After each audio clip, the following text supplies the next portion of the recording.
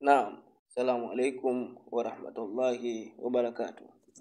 Naam, ndugu zangu katika rehma za Mwenyezi Mungu.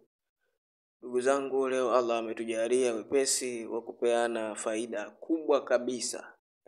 Wewe mwenye kudharau unayepita pita, kwa sababu tiba haitaki dharau. Tiba haitaki dharau ndugu zangu, kwa sababu wengi tumeteseka, tunazijua shida. Unapotoka msaada wa bure tunauona ni wa maana. Ndugu zangu, leo nimewaleteeni tiba kubwa kabisa kwa wale mnaopitia shida za vifungo, wale mnaopitia matatizo, wale mnaopitia vifungo vya kijini. Ndugu zangu, kuna watu mnataabika sana hasa katika vifungo vya pesa, vifungo vya mali. Sasa hivi mtu anafanya kazi kubwa, kipato chake kinatakiwa kiwe kizuri, na hata kikipata basi maisha yake yaende kheri, mustarehe. Lakini sasa hivi mtu akipata kipato, matatizo yanayotokea ni mengi, kipato kinapotea ovyo. Mtu unatumia mali, unakuja kutumia pesa, unakuja kukumbuka pesa imeshakwisha mfukoni.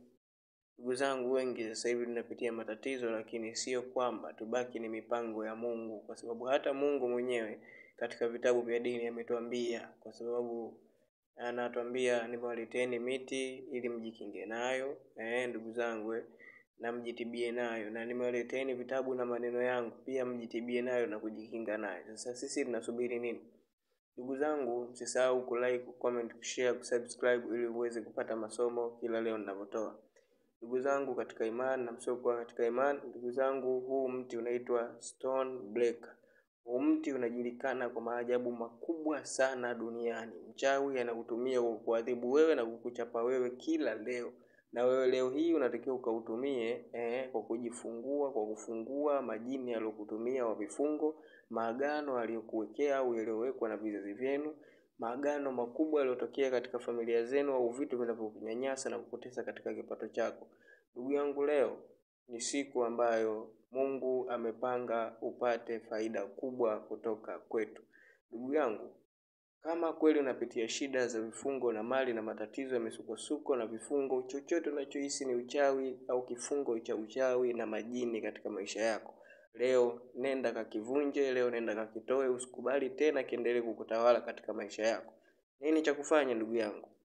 Cha kufanya, kwanza ndugu yangu, safisha mwili wako kwa kuoga, safisha mwili wako kwa kumtakasa Mwenyezi Mungu. Baada ya hapo ndugu yangu, tafuta majani ya stone breaker, majani makavu kabisa. Ukimaliza tafuta mkaa unaotoka katika mti wa mkongo. Ukimaliza hapo, washa mti wako wa mkongo, wakati pembeni umeandaa chungu chako cha udongo cha asili kabisa, ambacho chungu vinauzwa mpaka madukani. Ukimaliza mkaa wako umekolea, umeutia katika chungu chako cha udongo, umepeleka ndani kwako. Hakikisha milango yako yote ndani iko wazi, kasoro mlango wako wa sebuleni. Mlango wa kutokea nje hakikisha umeufunga kabisa vizuri. Ndugu yangu, weka huo kiteso chako hicho sebuleni. Utachukua majani ya stone breaker, wakati umevaa nguo safi, umejiandaa kwa usafi. Umechukua majani ya stone breaker, utachoma katika mkaa wako unaowaka katika mti wa mkongo. Hakikisha huo mkaa unaowaka uwe ni mti wa mkongo. Ndugu yangu, utatia hayo majani hapo juu. Wakati huo moshi unaendelea kuroteti ndani, ndugu yangu, utatamka maneno yoyote ya kuvunja maagano, maneno yoyote ya kuvunja yawe yenye nguvu, yenye kutoka katika lugha mbili. Iwe ni Kiarabu au lugha yoyote ya kale, sio lugha iliyoundwa, lugha yoyote ya kale. Ukishindwa katika hilo, kuna maneno ya Kiswahili ambayo ni maneno ya siri. Sema hivi: kwa nguvu za asili navunja kila kifungo kilichowekwa dhidi yangu. Kwa nguvu za asili navunja kila kifungo kilichowekwa dhidi yangu. Ndugu yangu, utafanya hivyo mfululizo siku 7, kwa kila siku mara moja. Hakikisha unafanya, usiache hata siku moja. Inshallah, usisahau kusubscribe, kulike, kushare na kucomment ili uweze kupata masomo kila leo ninapotoa. Ndugu yangu, njoo utuletee majibu baada ya siku 7.